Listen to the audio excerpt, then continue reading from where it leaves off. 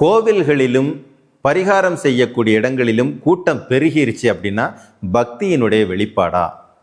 மக்கள்கிட்ட பக்தி பெருகிருச்சா அப்படின்னு கேட்டால் சத்தியமாக இல்லை.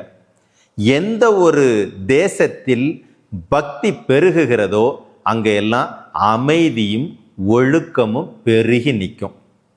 அமைதி, ஒழுக்கம், சந்தோஷம் எங்கு பெருகி இருக்குதோ அங்கே தான் பக்தியும் பெருகி இருக்குன்னு அர்த்தம். அது அல்லாமல் கோவில்களில் இருக்கக்கூடிய கூட்டம், குளக்கரைகளில், தீர்த்தக்கரைகளில் இருக்கக்கூடிய ஆறுகளில் இருக்கக்கூடிய கூட்டத்தை வச்சு பக்தி பெருகிருச்சுன்னு நினைக்க முடியாது. ஒரு நாட்டோட பக்தி அப்படிங்கிறது, அந்த நாட்டில் பக்தி பெருகிருச்சு அப்படிங்கிறதுக்கான அடையாளம் அப்படிங்கிறது, அந்த நாடு அமைதியாகவும் சந்தோஷமாகவும் ஒழுக்கத்துடன் இருக்குது அப்படிங்கிறத அடையாளமாக பார்க்கும்போது தான் பக்தி பெருகிருச்சுன்னு அர்த்தம்.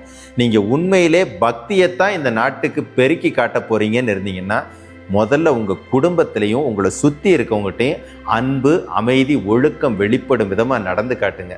அதுதாங்க உண்மையான பக்தி. அதுதான் நீங்கள் இறைவனுக்கு கொடுக்கக்கூடிய உண்மையான மரியாதையும் கூட.